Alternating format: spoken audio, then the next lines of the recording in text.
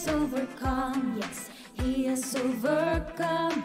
We will not be shaken, we will not be moved. Jesus, you are here.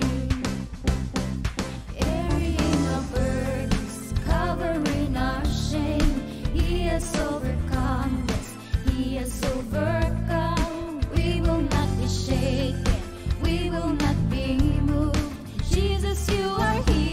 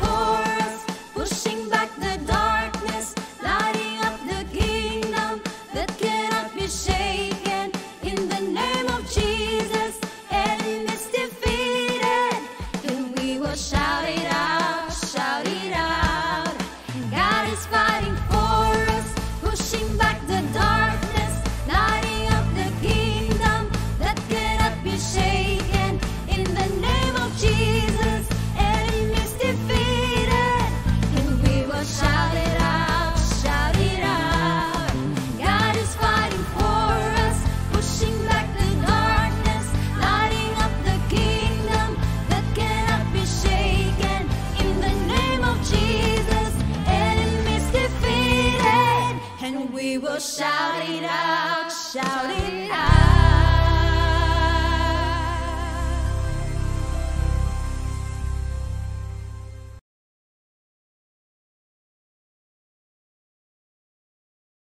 Grace and shalom, blessed people of God. We are so glad that you could join us today as we worship in spirit and in truth and just be reminded of and be refreshed by His great love for us. And let us just give it all to Him as we sing praise, as we glorify Him and declare the name of Jesus.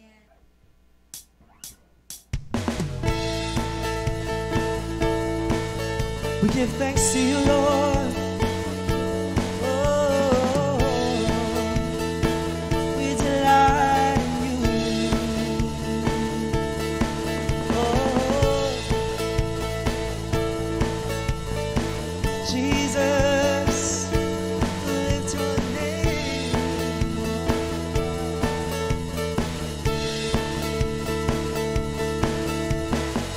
To the Lord, our God and King. His love endures forever. For He is good, He is above all things. His love endures forever. Sing praise, sing praise. With a mighty hand and outstretched arm, His love endures forever.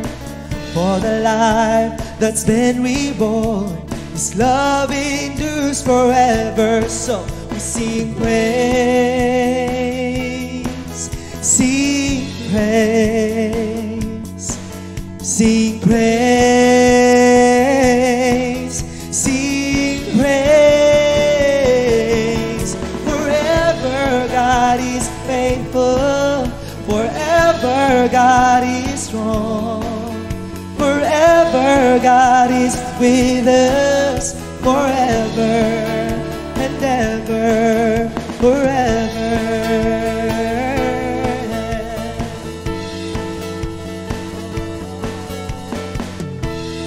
We give thanks to you from the rising to the setting of the sun.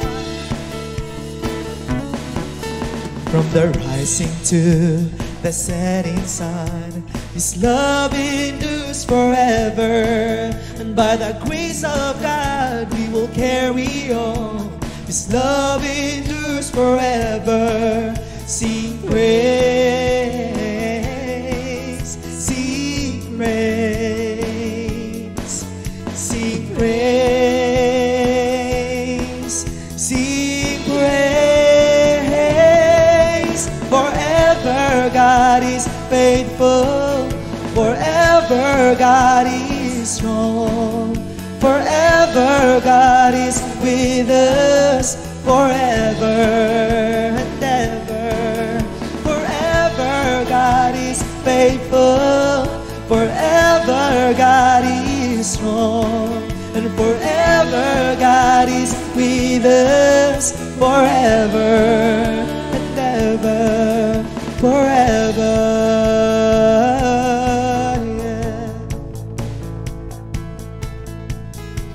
His love endures forever. His love endures forever. His love endures forever. His love endures forever. We declare His love endures forever. Yes, His love endures forever. Oh, His love endures forever. His love endures forever. Sing praise,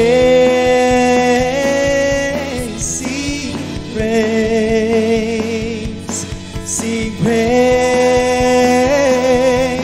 sing praise.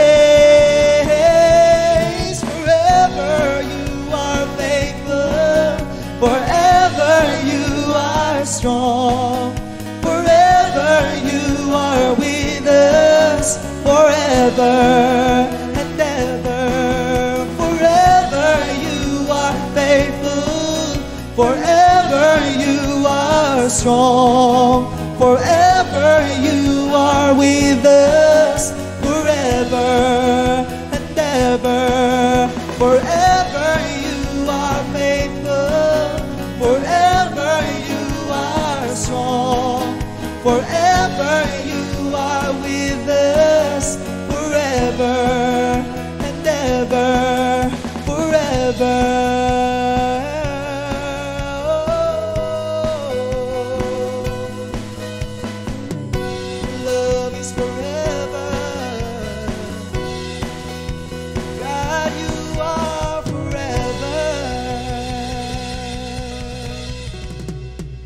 serve a loving God.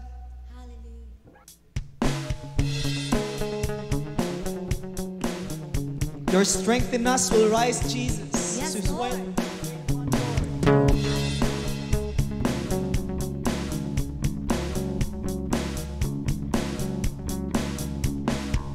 Strength will rise as we wait upon the Lord. We will wait upon the Lord. We will wait upon the Lord.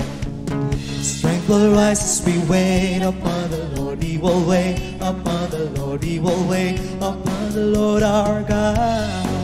You reign forever, our hope, our strong deliverer. You are the everlasting God, the everlasting God. You do not think you won't grow weary.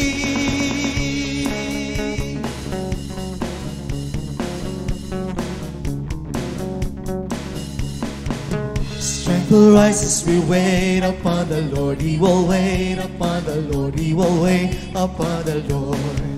Strength will rise as we wait upon the Lord. We will wait upon the Lord. We will wait upon the Lord our God. You reign forever, our hope, our strong deliverer.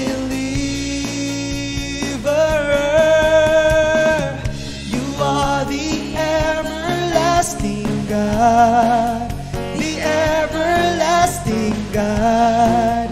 You do not think you won't grow weary. You're the defender of the weak. You comfort those in need. You lift us up on wings like eagles.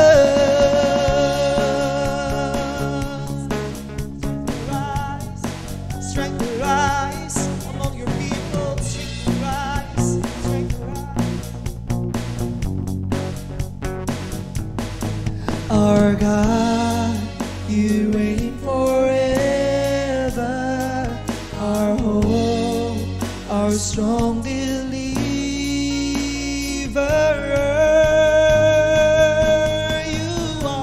You are the everlasting God, the everlasting God.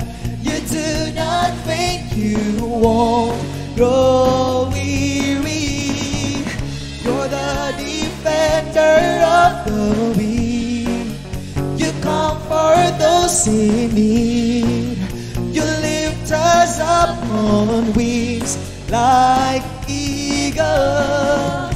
You are the everlasting God, the everlasting God. You do not think you won't grow weary. Defender, you're the defender of the weak. You comfort those in need. You lift us up on wings like eagles.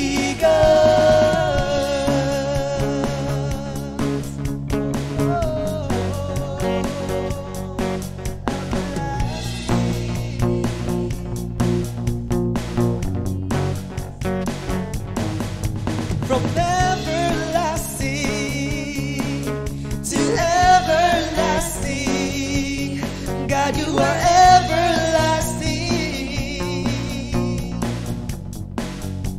God, you are forever.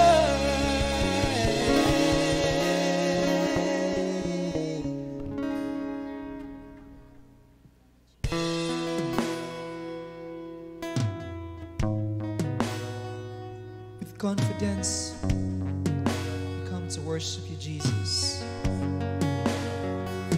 Believing in the power of your blood, in what your death has done to us. You have redeemed us, so we can be here and just offer worship to you. By his stripes we are healed. By his nail-pierced hands we're free. By His blood we're washed clean. Now we have the victory. The power of sin is broken. Jesus overcame it all.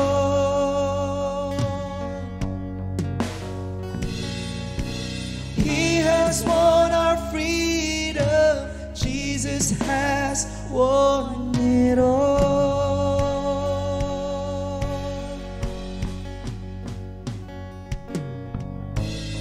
Hallelujah. You have won the victory. Hallelujah. You have won it all for me. 'Cause death could not hold you down. You are the reason King, seated in majesty. You are the reason King. By His stripes we are healed. By His nail-pierced hands we're free. By His blood we're washed clean. Now we have the victory. The power of sin is broken. Jesus overcame it all. You overcame it all. Oh. He has won our freedom. Jesus has won it all.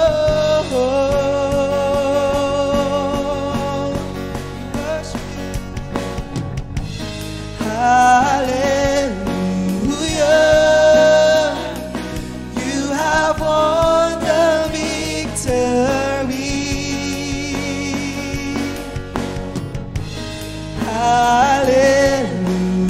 Hallelujah. You have won it all for me. 'Cause death could not hold you down. You are the reason King, seated in majesty. You are the reason King. Yeah.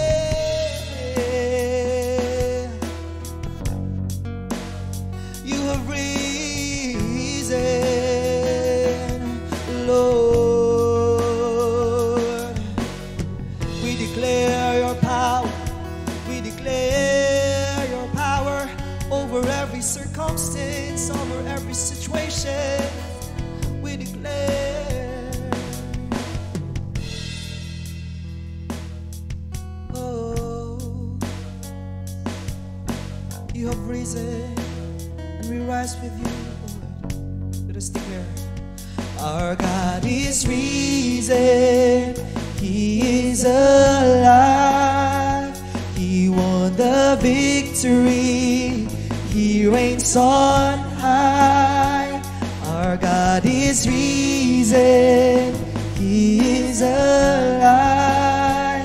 He won the victory. He reigns on high. We declare our God is risen. He is alive. He won the victory. He reigns on high. Our God is risen. He is alive. He won the victory.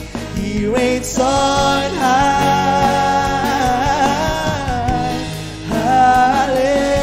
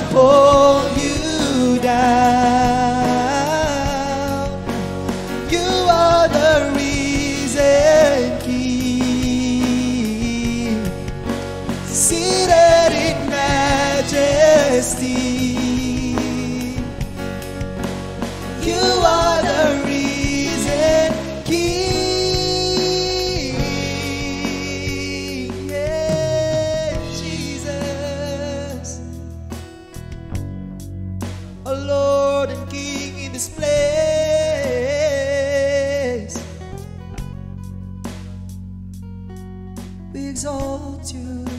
Yes, Lord. We exalt you. We sing hallelujah. Hallelujah. You have won the victory. Hallelujah. You have won it all for me. 'Cause death cannot hold you down. You are the risen King, seated in majesty. Yeah. You are the risen King.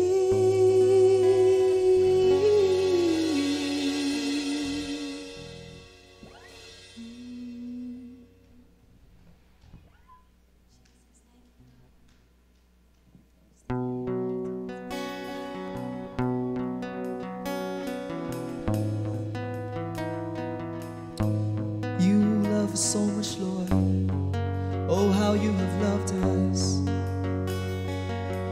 Jesus is an evidence of that. We just want to sing of that love in this moment. We just want to soak in that love. We just want to believe in that love. We just want to focus on that love. Because that is the very reason why we are here. We can be here. We are confident to be here.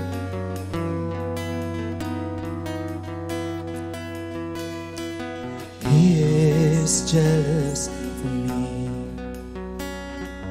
Love's like a hurricane. I am a tree bending beneath the weight of His wind and mercy. When all of a sudden I am unaware of these afflictions eclipsed by glory, and I realize just how beautiful you are and how great your affections are for me. And oh, how He loves us so. Oh, how He loves us. How He loves us so.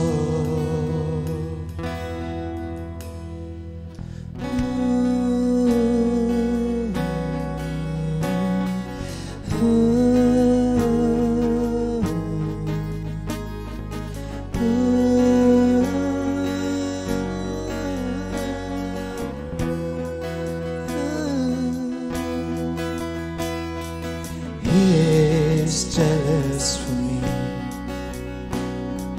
Love's like a hurricane. I am a tree bending beneath the weight of His wind and mercy. Yeah. When all of a sudden I am unaware of these afflictions eclipsed by glory, and I realize just how beautiful you are and how great your affections are for me. And oh, how He loves us so. Oh, how He loves us. How He loves us so. Yes, He loves us. Oh, how He loves us. Oh, how He loves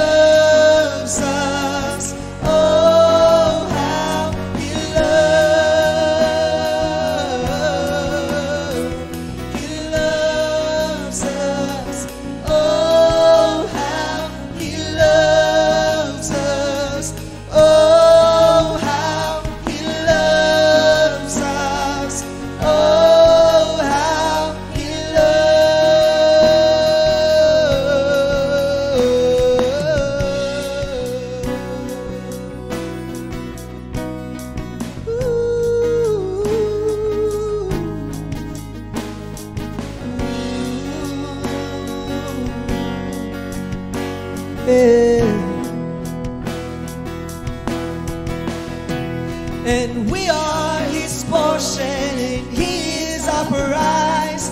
Drawn to redemption by the grace in His eyes. If grace is an ocean, we're all sinking.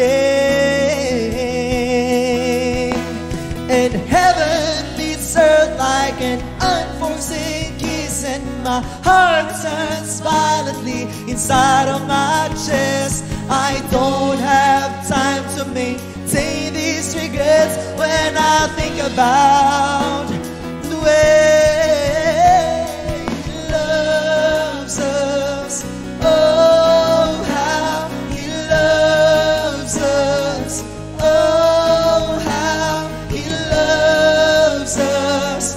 Oh, how He loves you, love us. He loves us. Oh, how He loves us. Oh, how He loves us. Oh, how He loves, yes, He loves us. Oh, how He loves us. Oh, how He loves us. Oh, how He loves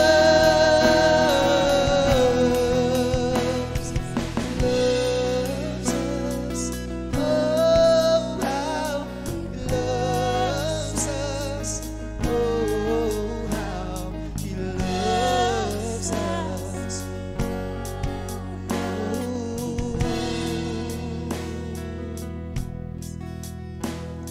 He loves us.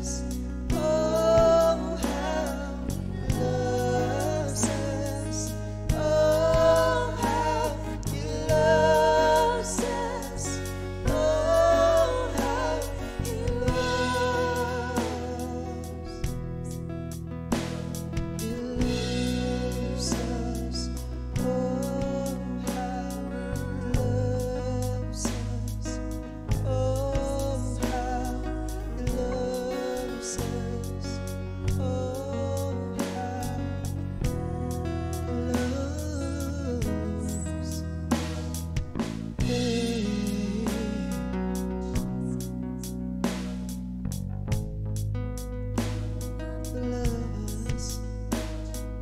loves.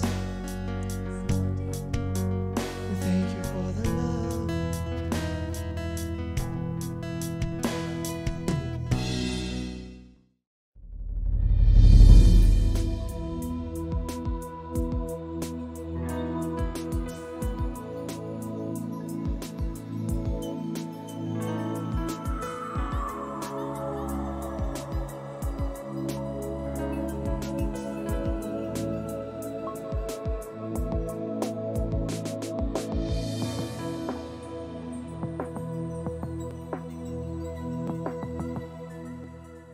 Isang magandang araw muli sa bawat isa sa atin. Panibagong araw, panibagong pribilehiyo, panibagong kalakasan na naman ang ipinagkaloob ng Diyos sa bawat isa sa atin upang tayo ay magkasama-sama muli sa pamagitan ng ating online fellowship upang purihin, sambahin, dakilain po natin ang ating Diyos sapagkat walang ibang Panginoon na karapat-dapat purihin at sambahin at pasalamatan. Sabi nga po sa salita ng ating Diyos, in everything give thanks for this is the will of God.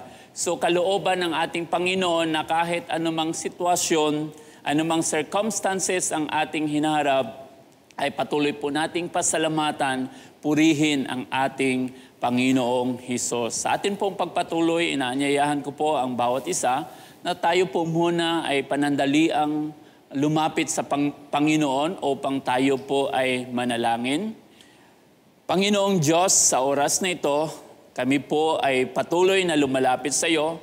Nagpapasalamat sa panibagong araw, panibagong pribilehiyo na ipinagkaloob mo sa bawat isa sa amin upang kami ay patuloy makapagpuri sa iyo, maitaas ang iyong pangalan, mapasalamatan ka sapagkat wala kang katulad. Karapat-dapat kang purihin at pasalamatan. Panginoon, salamat po o Diyos sa panibagong araw, panibagong kalakasan. Salamat sa pag-ingat mo sa amin sa nagdang linggo. Inilayo mo kami sa karamdaman, tinugon mo ang aming pangangailangan. At marami pong salamat o Diyos maging sa panibagong pribilehiyo na kung saan kami po ay sama-sama muli, na kung saan makapakinig ng iyong salita. Dalangin po namin na buksan mo ang aming puso, ang aming kaisipan upang maintindihan po namin ang salita mo na nais mong ipaabot sa bawat isa. Minsan pa, pinagkakatiwala po namin sa iyo at ina-acknowledge namin ang kapangyarihan ng banal na Espiritu Santo.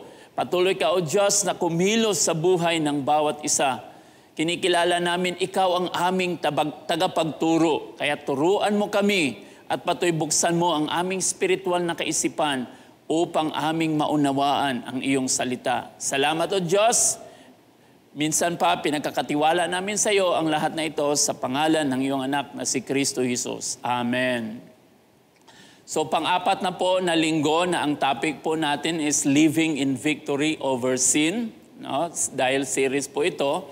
So, balikan lang po natin ang ating topic at under po sa Living in Victory Over Sin, pinag-usapan po natin yung principles for living in victory over sin.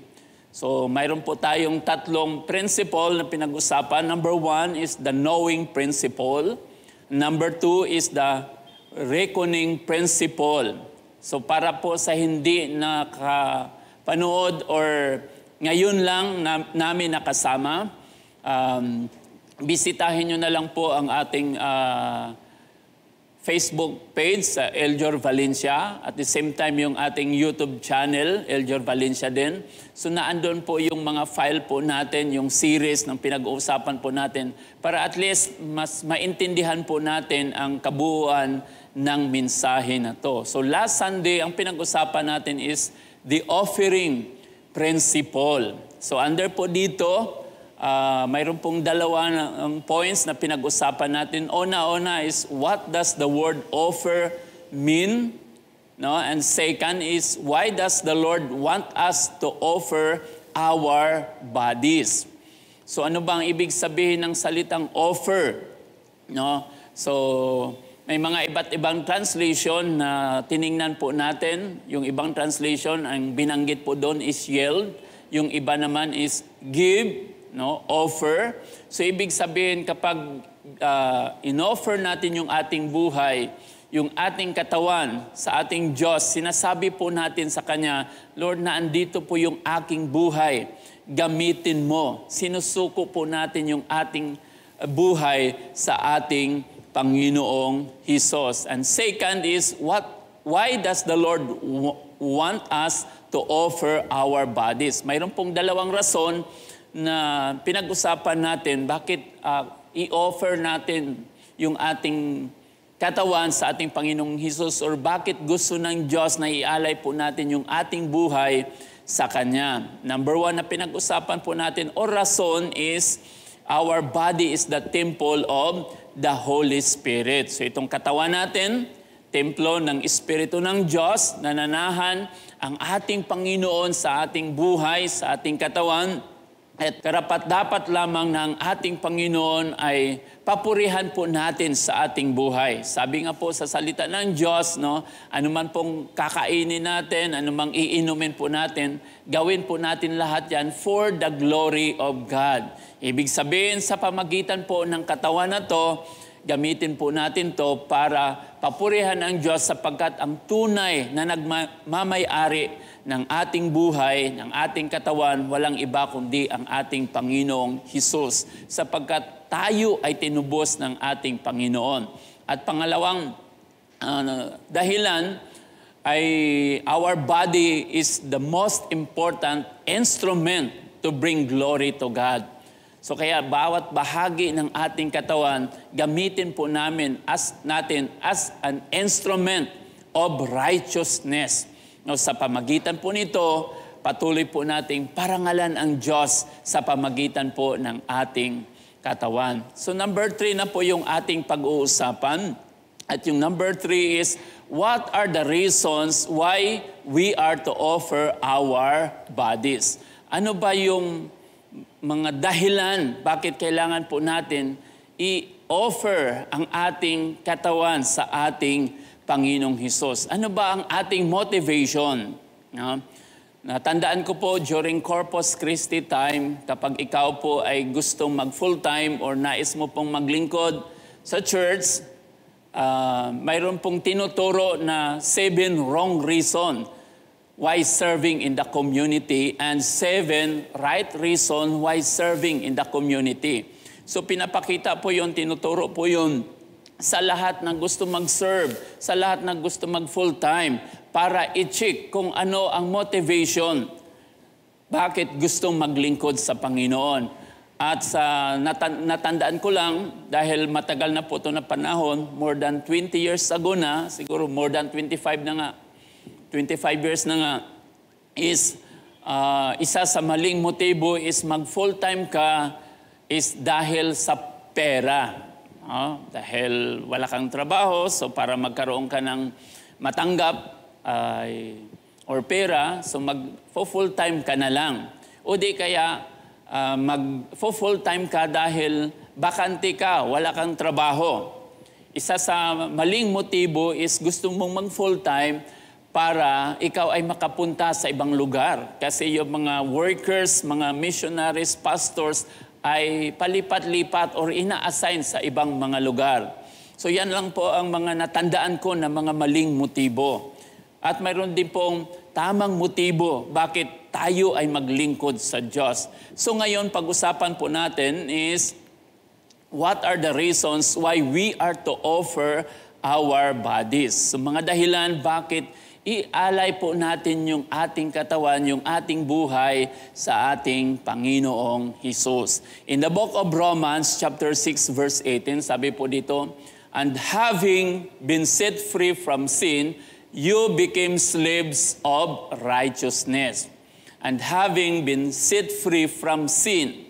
So yung sinasabi po dito, set free from sin. So number 1 reason, at ito po yung focus, ito lang muna yung focus ng ating pag-uusapan, is freedom, kalayaan. Gaano ba ito kaimportante? Isang napakagandang motivation, no? Or one of the reasons or motivations why we offer our bodies is freedom. Bakit? Kasi bago po tayo naligtas, tayo po ay alipin ng kasalanan. Yan po ang sinasabi ng ating Panginoong Hesus. Yan pong sinasabi sa salita ng ating Panginoon. Bago po tayo naligtas, lahat po tayo ay alipin ng kasalanan. Sa Romans chapter 6, verse 16, sabi po dito, do you not know that to whom you present yourselves slaves to obey, you are that ones slaves whom you obey, whether of sin leading to death or of obedience leading to righteousness. Ano po yung sinasabi dito sa salita ng ating Panginoong Hesus? No, kung saan natin inialay yung ating buhay at sinusunod natin, no, sino mang sinusunod natin, either ang sinusunod po natin ang kasalanan or ang sinusunod natin, no, sinusunod natin ang kalooban ng Diyos na naglilid sa atin sa righteousness or righteous living, tayo po ay alipin ng sino mang sinusunod natin.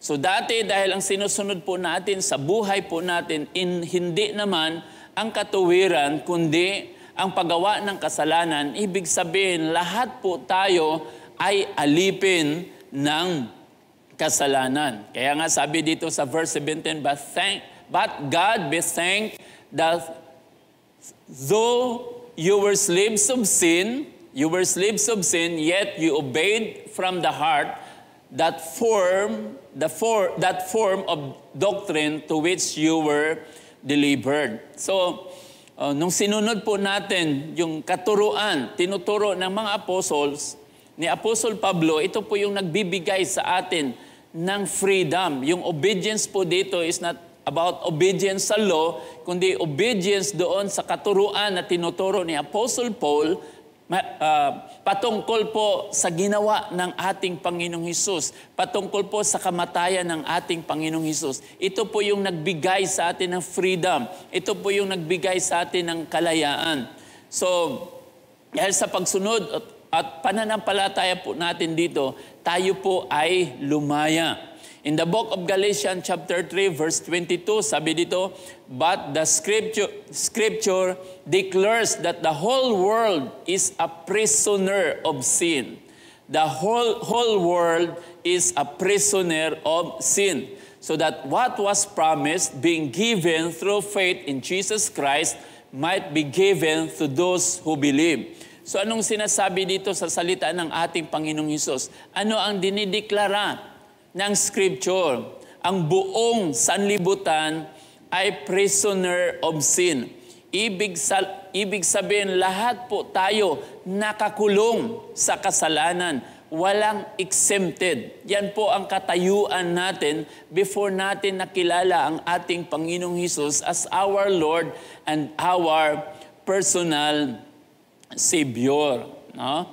So lahat tayo nakakulong sa kasalanan. In the book of John chapter 8 verse 34, Jesus answered them, most assuredly I say to you, whoever commits sin is a slave of sin. Ang lahat na nagkasala ay alipin ng kasalanan. Pag sinabi po nating alipin, sa atin dito sa Pilipinas, hindi natin masyadong siguro intindihan dahil hindi natin naranasan na magiging alipin po tayo.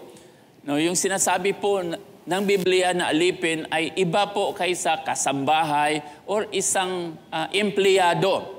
Kasi ang empleyado, anytime, pag ayaw niya na sa trabaho niya, hindi niya na magustuhan yung kumpanya, saan siya nagtatrabaho, ay pwede siyang mag-resign. O ang isang kasambahay or katulong ay pwedeng mag-resign anytime sa kanyang amo.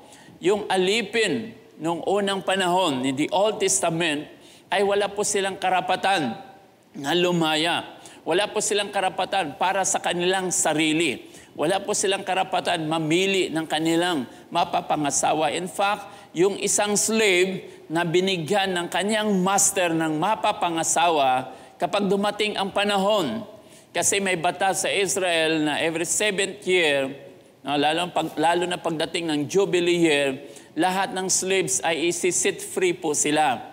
So kung ikaw ay nagiging alipin at binigyan ng mapangasawa at nagkaanak, kapag dumating ang panahon na ikaw ay bibigyan na ng freedom, yung anak mo ay hindi ikaw ang nagmamay-ari. Hindi mo pwedeng dalhin sapagkat nagiging anak mo yan nung ikaw ay slave pa. So ang nagmamay-ari noon, walang iba kundi ang iyong master.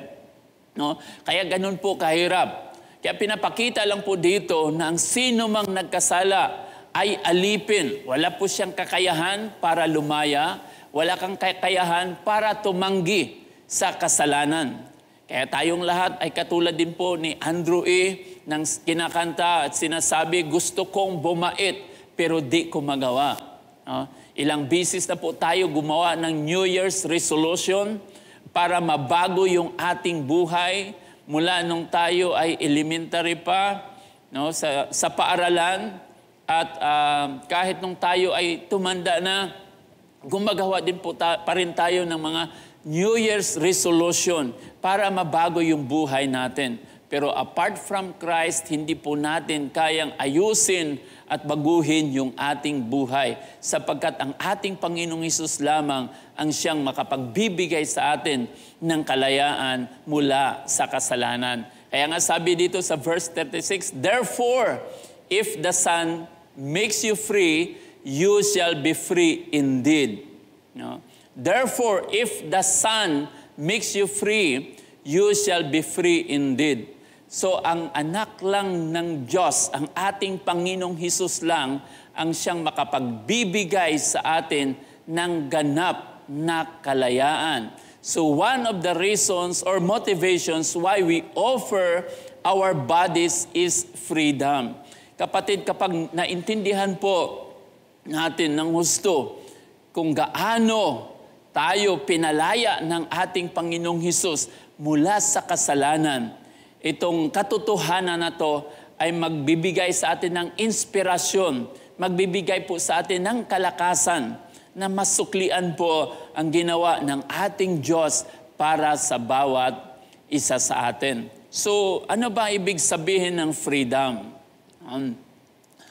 Kalayaan. Titingnan natin yung world view of freedom. At the same time, titingnan din po natin yung biblical view of freedom. Kasi iba po ang pananaw ng mundo sa sinasabi po nating kalayaan. At iba din po ang sinasabi sa salita ng Diyos patungkol po sa freedom. So ano bang understanding ng mundo patungkol sa freedom? Dito sa atin sa Pilipinas, lagi po nating sinisigaw na freedom. Mayroon po tayong freedom of religion, mayroon po tayong freedom of speech, at iba pang mga rights or kalayaan po natin. Ang isa po sa favorite ng mga rallyista, yung laging nagrarally na isang awitin ay yung ibon man may layang lumipad. Totoo nga, ibon man na may layang lumipad, kulungin mo, ay umiiyak. Sino ba naman ang gusto na ikulong? Sino ba naman ang gusto na siya ay walang kalayaan? So isa-isahin po natin, world view of freedom. Sabi po ng Google, ito po yung definition ng freedom. The power or right to act, speak, or think as one wants without hindrances or restraint. The power or right to act, speak, or think as one wants without hindrances or restraint. So yan po ang gusto ng tao. Pag sinabing freedom, mayroon kang kapangyarihan, mayroon kang right para gawin ang isang bagay, magsalita, anumang gusto mong gawin, na wala pong maghihinder sa'yo, walang pipigil sa'yo, walang limitasyon. Natandaan ko po yung isang joke, ito'y joke lang, no? Mayroon pong isang Amerikano na nagbisita po sa China, siya po ay turista, at bumisita po siya sa, sa Presidential Palace. At habang kausap niya po yung tour guide, ang kagandahan po nito, ang Amerikano ay Tagalog speaking at yung Chinese naman na tour guide is Tagalog speaking din. So, habang nagkukwentuhan sila, ang sabi po ng Amerikano, sabi niya, dito ba sa inyo sa China, katulad din po sa amin doon sa Amerika? Kasi doon sa amin sa Amerika, mayroon po kaming freedom of speech. Kahit kami magrarally at sisigaw, kahit sa harapan pa ng White House, hindi po kami huhulihin. So dito ba sa inyo, kapag sisigaw po tayo dito, kapag ikaw ay magsisigaw dito, sa harap mismo ng Presidential Palace, wala bang huhuli sa'yo? Ang sabi ng Chinese na tour guide, sabi niya, ay parihas din. Pwede kang magsisigaw dito, pwede akong magsisigaw dito na hindi ako huhulihin. Sabi ng Amerikano, sige nga, sumigaw ka nga dito. Ang sabi po ng Chinese na tour guide, bigla siyang sumigaw ng malakas. At ang sabi niya, Clinton is womanizer. Clinton is womanizer. Clinton is womanizer. So, hindi siya hinuli. Bakit? Hindi naman ang sinisiraan niya ang gobyerno ng China, kundi ang presidente. Kasi nung ginawa itong joke na to ay ang presidente at the time si Clinton pa. Kaya exempted, hindi siya pwedeng huhulihin. Okay? So, but of course, we know na hindi mo pwedeng gawin sa China yan. Bakit? Wala kang freedom of speech. So, yan po yung gusto ng tao na kalayaan. Dito sa Pilipinas, yan po yung freedom na gusto natin. Na mayroon kang kalayaan kahit siraan mo ang presidente ng Pilipinas, ang sino mang political leaders, lalo na yung media, yung freedom na kung minsan nagagamit, na abuse. Pero yun ba ang freedom na sinasabi sa salita ng ating Panginoong Hesus? At ito pa ang isa sa meaning is the state of not being imprisoned or enslaved. Yan pa isa sa definition ng freedom. The state of not being imprisoned or enslaved. So pag hindi ka nakakulong, hindi ka naman nagiging alipin, so ibig sabihin, mayroon kang freedom. Pero kapatid, hindi lahat na malaya ay totoong malaya. Hindi lahat na wala sa kulungan ay malaya. Maraming palakad-lakad, maraming walang nagmamay-ari sa kanila, but still in bondage. But still, slave. Slave saan? Slave sa kasalanan, slave sa mga vices sa buhay. Kung minsan sasabihin ng tao, mayroon kaming freedom, mayroon kaming kalayaan para gumawa kahit anong gustong gawin namin, mga vices. Pero ang totoo, wala silang kalayaan. Bakit? Alipin sila ng anumang bisyo. Kasi kung hindi sila alipin, kaya nilang iwan yung mga vices sa buhay.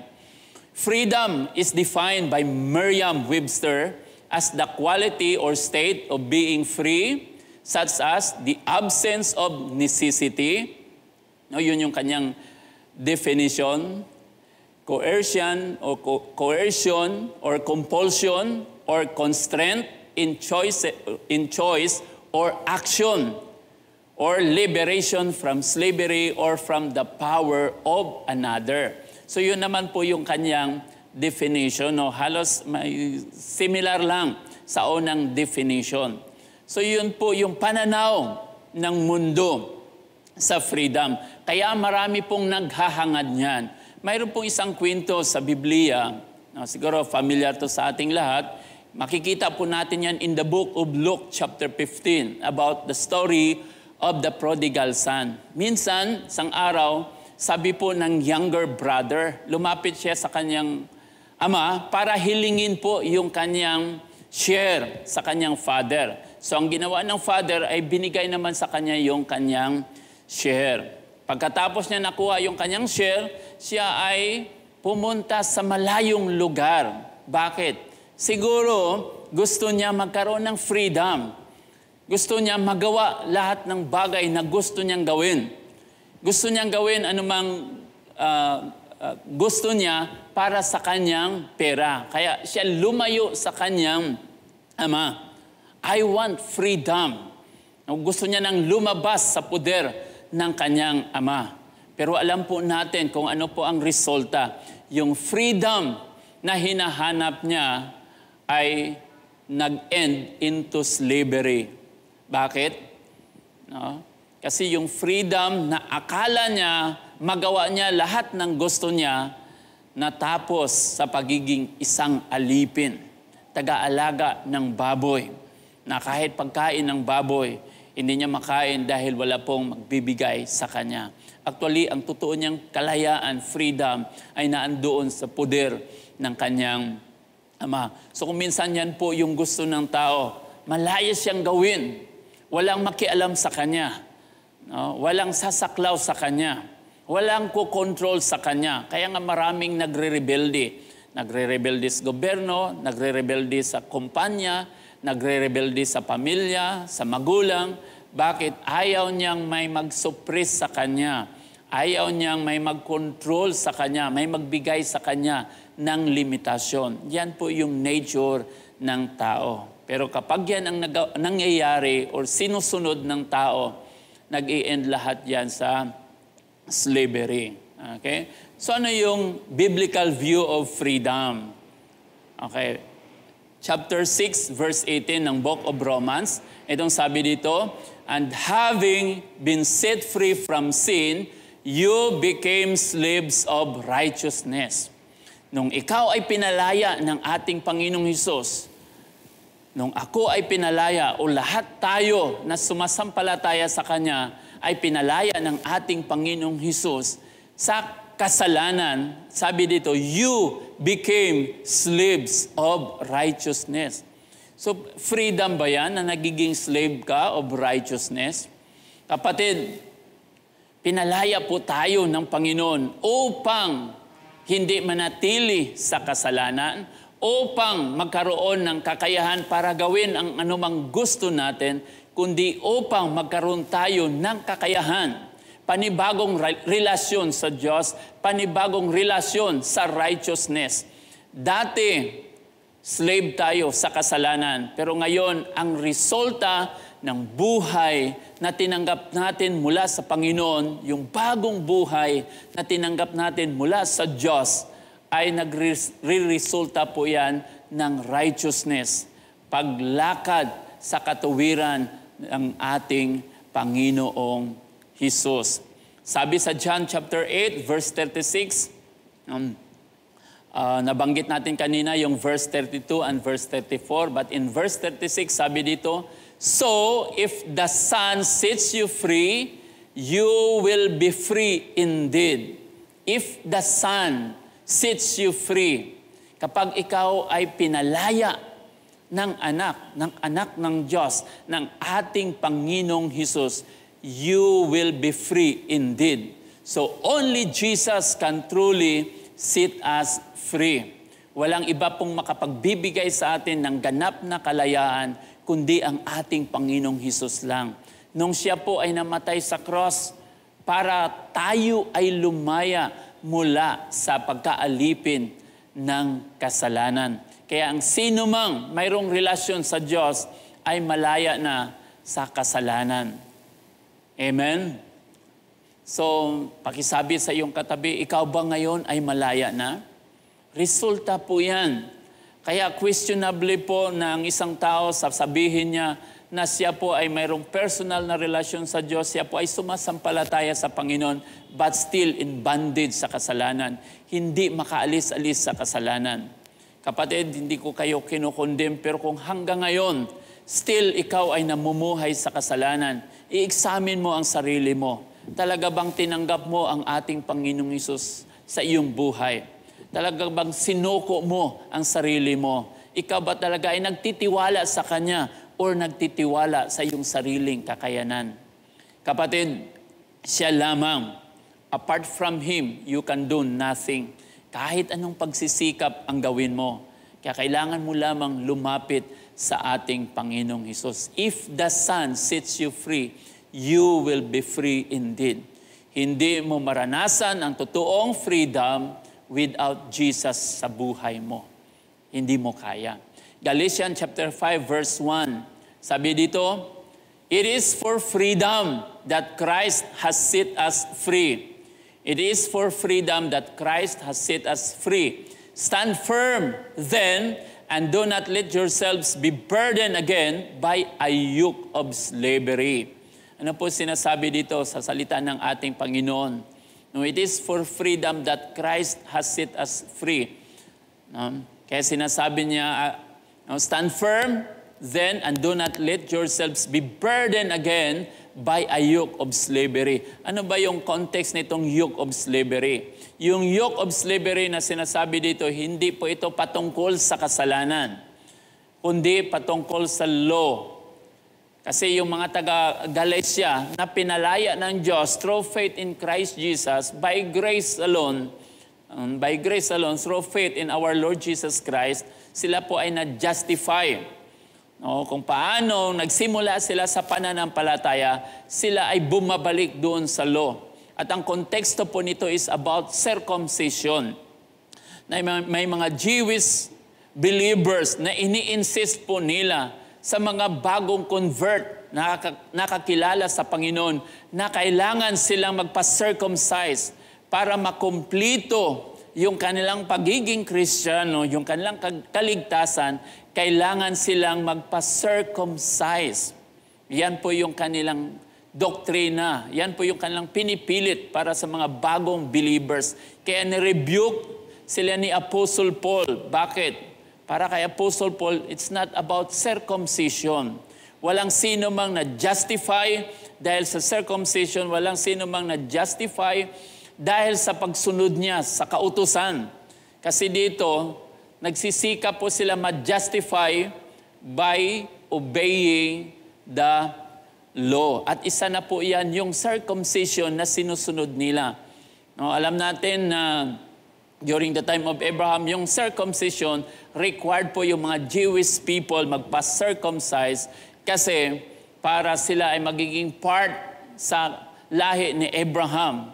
No, kasi covenant yan ng God sa kay Abraham. At ang sign po is kailangan lahat ng mga kalalakihan is circumcised.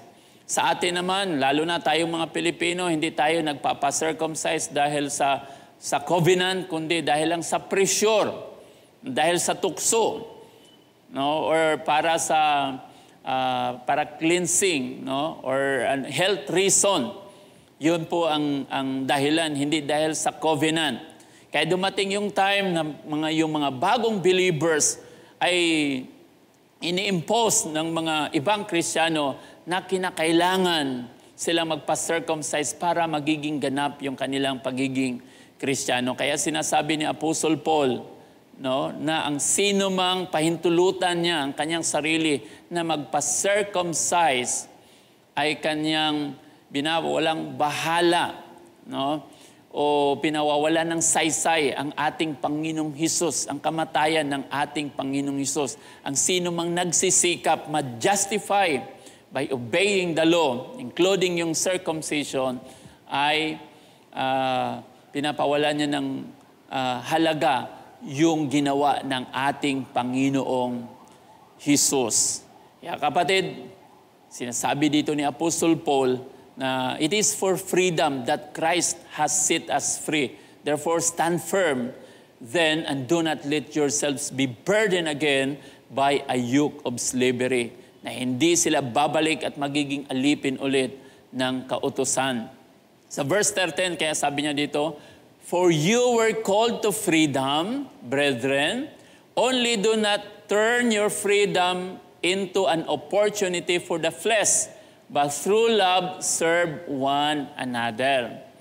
No? Tinawag tayo ng Diyos upang magiging malaya, pero wag din po natin gamitin yung ating kalayaan para sundin yung ating laman. No? Sundin ang kasalanan. Kundi sabi dito, at gamitin natin yung ating freedom, no, sa pamagitan po ng pag-ibig upang paglingkuran po yung bawat isa ba. Through love, serve one another. So ang freedom na tinanggap natin mula sa Diyos, gamitin natin yan sa pamagitan po ng pag-ibig upang paglingkuran po ang bawat isa sa atin. So ang pinakamagandang motivation para maglingkod sa bawat isa is ang pag-ibig. Sa verse 14 sabi dito, for the whole law is fulfilled in one word. In the statement, you shall love your neighbor as yourself. Kaya kapatid, tayo, sasabihin natin, hindi tayo under the law, but we are under the law of love. Sinumari ni Apostle Paul, yung kautusan, sabi niya, no, the law is fulfilled in one word. You shall love your neighbor as you love yourself. Kaya kapag ikaw ay nagmahal, minahal mo ang iyong kapwa, katulad sa pagmamahal mo sa iyong sarili, din na fulfill mo ang kautusan. Hindi ka gagawa ng masama sa iyong kapwa sapagkat minahal mo ang iyong kapwa. Of course, hindi natin yan kaya sa ating sarili, kaya we need the love of God. No? Kailangan po natin ma-realize lagi yung pagmamahal ng Diyos sapagkat siya ang source po natin ng pagmamahal. And last verse, 1 Peter chapter 2, verse 16, sabi dito, live as free men, but do not use your freedom as a cover-up for evil. Live as a servants of God. Mamuhay kayo bilang isang malaya. No? At wag natin gamitin yung ating kalayaan para magiging i-cover up yung kasalanan. Total, malaya naman tayo, so pwede nating gawin ang lahat. No? Yung freedom na yan, hindi tayo binibigyan ng freedom para gawin ang kasalanan. Kaya sabi dito, but live as servants of God.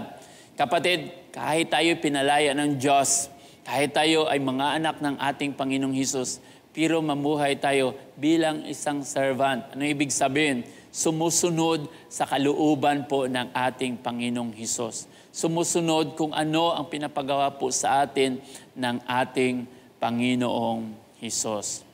So in closing, one of the reasons or motivations why we should offer our bodies is freedom.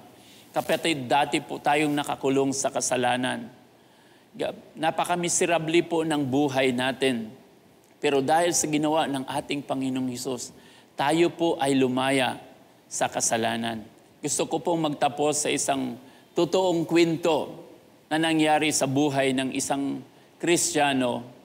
No? Kasamaan po namin dito sa Valencia. Hindi ko po babanggitin yung kanyang pangalan, yung kanilang mga pangalan dahil hindi po ako nakapagpaalam sa kanila. No? So, ito po'y kwento ng isang Kristiyano, pero bago po siya nahuli ng ating Panginoong Hesus, nahuli muna siya ng pulis. Kasi na-involve po siya, kung tama pa yung ang pagkakaalam ko, na-involve po siya sa marijuana. No? So nung niread yung kanilang bahay, timing, nahulihan po sila, gagamit sila ng marijuana. I don't know kung yung kanyang involvement, gamit lang ba or bibinta. Pero nahuli siya at to make the long story short, siya po ay kinulong. So nakulong. So nung nasa kulungan po siya, yung kanyang amo, dahil Christian yung kanyang amo, tinulungan po siya, no, para makalabas. O binigyan siguro or ng pangpiyansa para makalabas siya. No? Kasi pwede ka namang mag-bail yung kanyang kaso, hindi naman ganun kabigat. So to make the long story short, lumaya po siya sa kulungan dahil po sa tulong ng kanyang boss, sa kanyang tinatrabahuan. At alam niyo po kung ano ang epekto nito sa kanyang buhay. Nagiging seryoso, nag-lead po ito sa kanya upang patuloy na magiging seryoso na tanggapin, kilalanin ang Diyos sa kanyang buhay. At nagkaroon po ito ng ganap na pagbabago sa kanyang sarili. Nagiging mabuting mamamayan siya, nagiging mabuting Kristiyano po siya. In fact, maging sa kanyang trabaho, na-promote pa po siya sa kanyang trabaho. Minsan, kasi ang trabaho niya ay head guard po siya ng mga security, sa lahat ng mga security. So, may lumapit po sa kanya at in-approach po siya ng mga shoplifter, yung mga nagnanakaw sa mga store, no? So, in-approach po siya at inofferan po siya. Sabi niya, palusutin mo lang kami. Pag nagnakaw kami dito, palusutin mo lang kami. Hahatian ka namin. Kung ano man ang makuha namin, mayroon ka. No? Alam niyo kung anong sinagot niya doon sa mga magnanakaw. Sabi niya, hindi pwedeng mangyari yan sa akin dito. Willing ako makipagpatayan para sa aking amo. Hindi niyo alam kung anong nagawa ng aking amo para sa akin. So, ibig sabihin, hindi po nagtagumpay yung attempt na i-bribe po siya ng mga magnanakaw. In fact, no, marami po silang nahuhuli na mga magnanakaw sa tindahan. So, bakit niya nagawa yun? Ano po yung nagtulak sa kanya na kahit tuksuin po siya, offeran po siya, siguro mas magiging maganda ang kanyang buhay pagdating sa finances na katayuan dahil sa offer sa kanya. Pero kapatid, bakit siya nagiging loyal at willing makipagpatayan para sa kanyang boss? Yun pong nabanggit niya. Bakit? Dahil hindi niya makalimutan yung panahon na siya ay nasa kulungan at tinulungan para makalabas.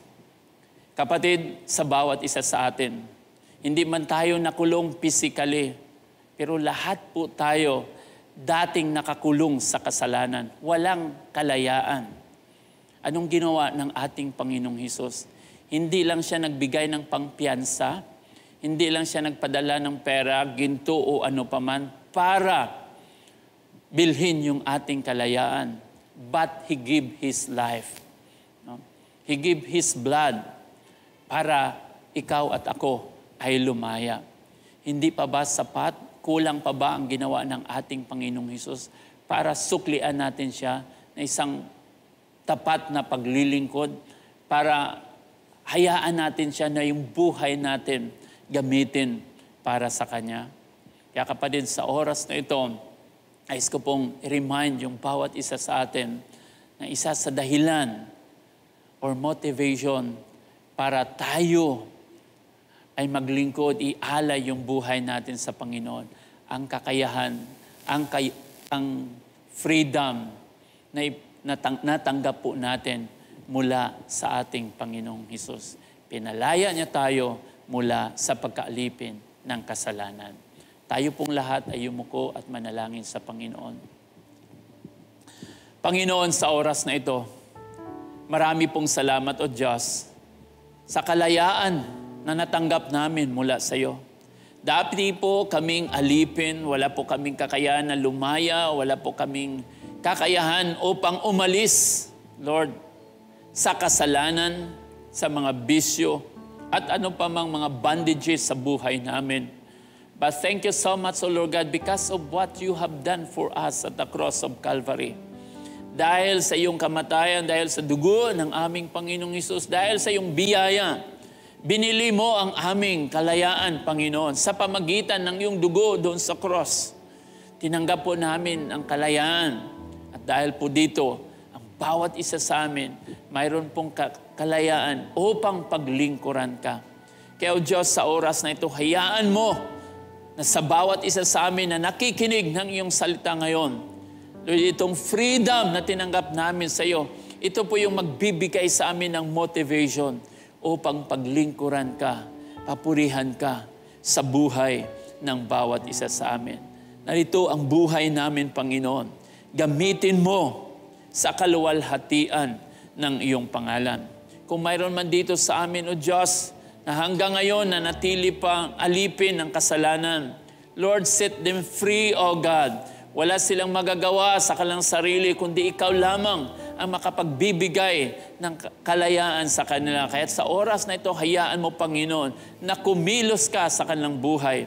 Hayaan mo at manampalataya ka sa Panginoon na siya lamang ang makapagbibigay ng kalayaan sa iyo mula sa kasalanan. So Lord, thank you so much, and we continue to pray also, Lord God, for more of your grace, more of your strength be upon your people. Dalangin po namin ang bawat isa ay palakasin mo. Dalangin namin patuloy mo kaming gamitin. Maging sa mga panahon namin na to, Panginoon, na hindi po kami magiging mahina, kundi, Lord, ang aming buhay ay maggamit po namin for your glory, O God. Alam po namin, malapit ka nang bumalik, O Diyos. Kaya, Lord, we pray na ang pagkakataon na to ay maggamit po namin upang mapaglingkuran namin ang Diyos ng mga Diyos at ang Hari ng mga Hari. Pagpalain mo ang bawat isa, Lord, pagpalain mo ang aming bansa, pagpalain mo, Panginoon, ang aming mga leaders, Lord, upang patuloy maranasan po ng aming bansa ang kaayusan, Lord, magkaroon ng kalutasan maging sa problema po ng aming bansa. Salamat, O Diyos, at minsan pa, pinagkakatiwala po namin sa iyong lahat, Panginoon, sapagkat ikaw lamang ang aming Diyos. Purihin ka at sambahin sa pangalan ng iyong anak na si Kristo Jesus. Amen.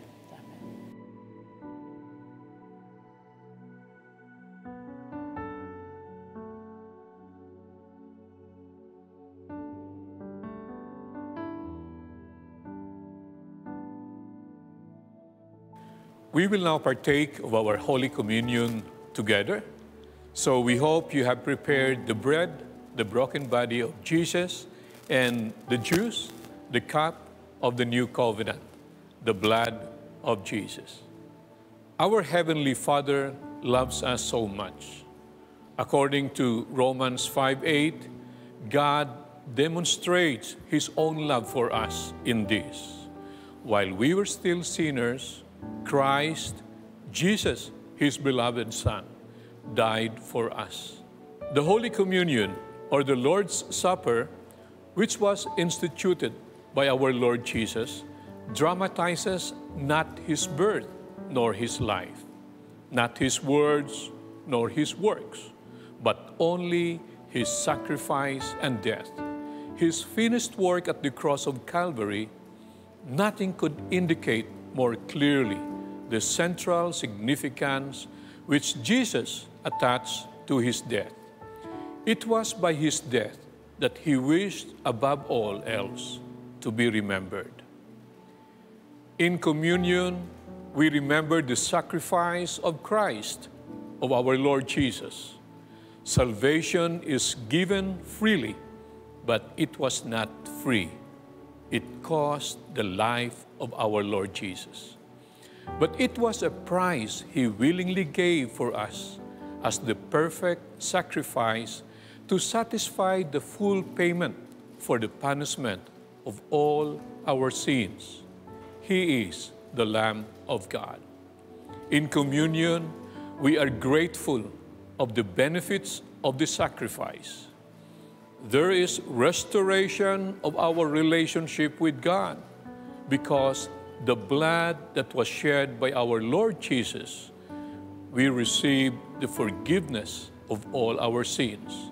And we are made righteous to become children of God.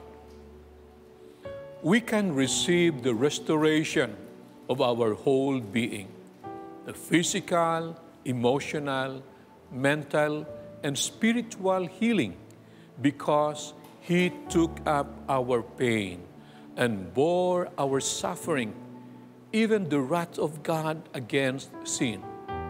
By his wounds, we are healed. Praise the Lord. Let's raise the bread and pray. Hallelujah.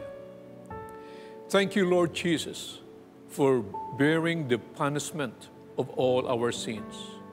You bore all the pains in your body when you were tortured, crowned with thorns, and nailed at the cross instead of us, receiving upon yourself the wrath of God over sin, all because of your great love towards us.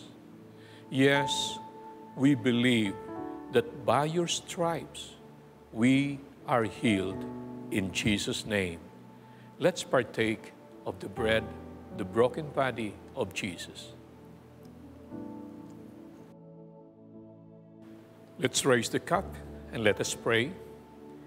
Thank you, Lord Jesus, for your most precious blood that was shed for the forgiveness of all our sins, the past, the present, and the future. And you have imputed unto us the righteousness that made us become children of God. Through your precious blood, we receive life in the fullness of your grace and the gift of righteousness. We believe and receive it in Jesus' name. Let's partake of the cup of the new covenant, the blood of Jesus. For whenever you eat this bread and drink this cup, you proclaim the Lord's death, his resurrection, and his coming. Hallelujah. Thank you so much for joining. We believe our Heavenly Father has blessed you with the freshness of his grace, mercy, and love. Amen. Please continue supporting us online. Follow our Facebook page and subscribe to our YouTube channel, Eljor Valencia City. We encourage you to send us your messages or communicate with us for your comments and prayer requests. It is our joy to partner with you for the glory of God. We also want to invite you to join us in our online prayer devotional every Wednesday at 8 in the evening. Amen. Hallelujah. As we close, let's lift our hands to the Lord and let us pray. May the Lord bless you and keep you. May the Lord's glory shine upon you and be gracious unto you. May the Lord show his favor to you and give you his shalom peace. Now, to him who is able to do exceedingly, abundantly, and more than all that we could ever ask or think, according to the power at work within us, To him be glory in the church and in Christ Jesus throughout all generations, forever and ever. Amen and amen. See you next Sunday, same time and same place. Shalom. Give thanks to the Lord, our God and King. His love endures forever.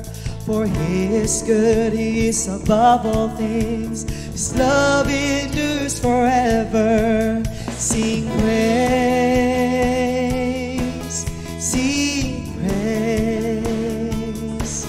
With a mighty hand and outstretched arm, His love endures forever. For the life that's been reborn, His love endures forever. So we sing praise, sing praise, sing praise, sing praise. Forever God is faithful, forever God is strong. Forever God is with us, forever and ever, forever.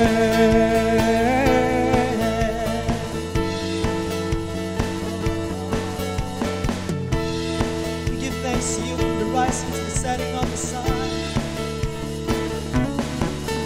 From the rising to the setting sun, His love endures forever. And by the grace of God, we will carry on.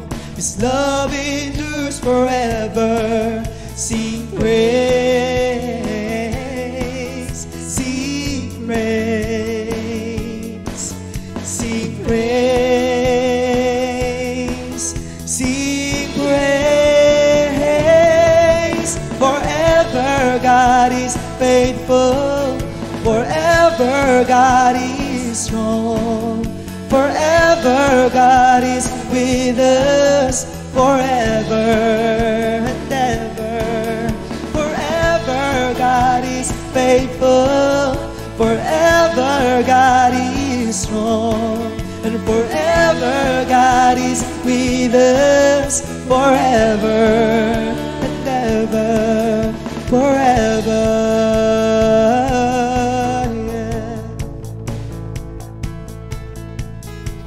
His love endures forever. His love endures forever. His love endures forever.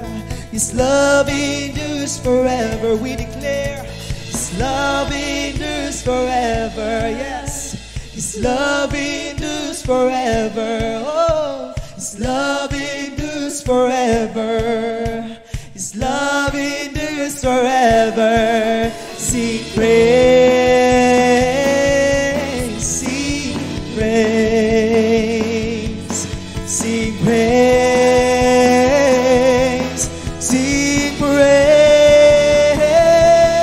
Forever you are faithful, forever you are strong, forever you are with us, forever and ever. Forever you are faithful, forever you are strong, forever you are with us, forever and ever. Forever you are faithful, forever you are strong, forever you are with us, forever and ever, forever.